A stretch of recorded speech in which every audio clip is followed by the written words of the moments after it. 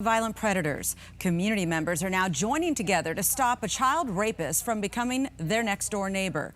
Joseph Bocklett is a three-peat offender. Court documents show that he even says the treatment in hospitals doesn't work.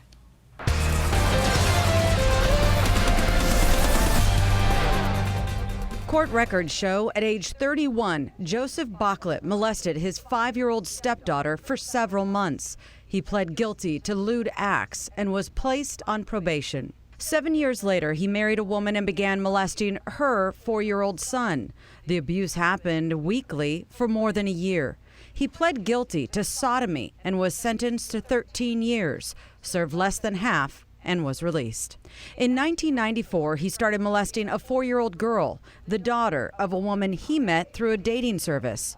By 2000, he was convicted once again of sex acts on a child under the age of 14. He was sentenced to 17 years. Doctors classify him with multiple disorders, including those of a predatory nature for both girls and boys. And now he's set to be released into the quiet community of Pauma Valley. He does not belong in our neighborhood. He's a threat to our neighborhood. He's a threat to the children in this neighborhood. The people here are extremely upset. Community members describe Pauma Valley as a quiet, peaceful community where parents, grandparents, and children enjoy walking the tree-lined streets and listening to the birds. They tell me Pauma Valley is a place people can enjoy their privacy, which they say is not a safe option when it comes to a violent sexual offender. The other thing about Pauma is if you look at most of the homes in Pauma, it's acreage.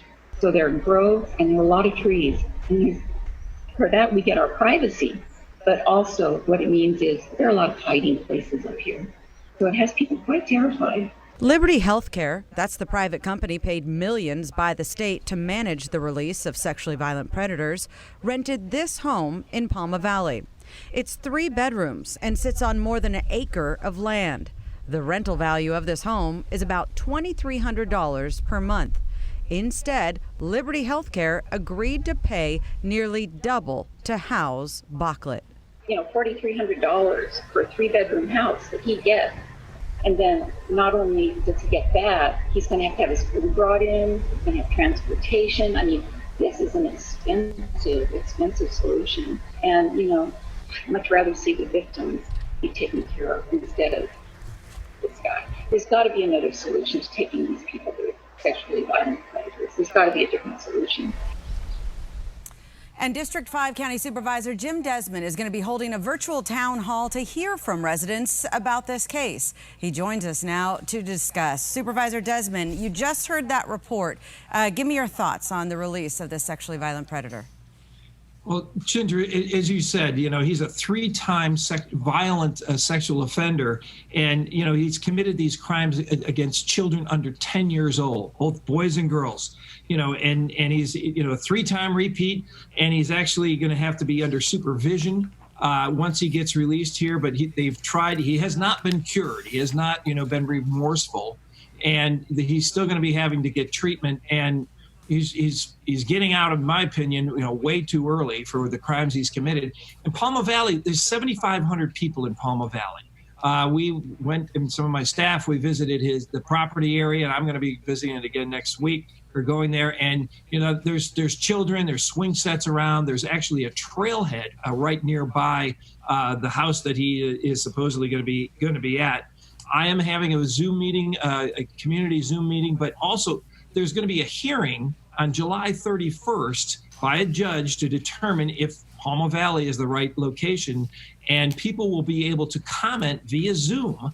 This is going to be new, but via Zoom they're going to be able to make comments to the judge directly about this sexually violent predator, Joseph Bocklett, moving into Pauma Valley. We've seen this in the past where Liberty Healthcare, they go and rent these homes for double what they're worth. We just showed that. We also showed that what's going on in Jacumba Hot Springs. And then, you said, yes, there is this court hearing coming up at the end of the month, but some judges don't hear from the public, or some judges, after they do hear from the public, they still go ahead and release them. Do you really feel that the public's voices have potential to be heard this time? Well, I do, primarily because this normally people, this the hearing is held in a courtroom or something like that, where people have to go drive to and park and take time out of their days to do it. On a Zoom meeting, you can stay on hold for do other things and kind of wait it out. So I think there's going to be a lot more participation. We're getting the word out to the tribes. There's 3 casinos nearby this location. There's also get the word out to them and to all the community members, making them aware of what the state is attempting to do by putting this sexually violent criminal who's got a mental disorder in their community is just crazy. And quite frankly, this guy should still be in an institution or getting rehabilitation as opposed to being let out in the general public. I've been getting a lot of emails from residents in Pauma who heard I was going to be doing this story. One resident emailed me saying she's not going to be able to let her grandchildren outside anymore out of fear. Another resident said that they're now fearing for their safety and they're going to move. I mean, you brought it up. Even Bocklett himself said the treatment doesn't work and he didn't want to sit there and listen to other people, so he simply left. What can we as the public do to fix what many people are calling a very broken system? Well, this is the state penal system, and they're letting, like you mentioned, he got let out early, even though this is the 3rd time. Remember when we had 3 strikes and you're out? That would have been very appropriate in this gentleman's case, by having this sexually violent predator being let out. And he did it 3 times. And unfortunately, it was mostly to his stepkids who are under age 10. I mean, he's just diabolical. He doesn't have any remorse. He's not willing to, take training or be reformed at all.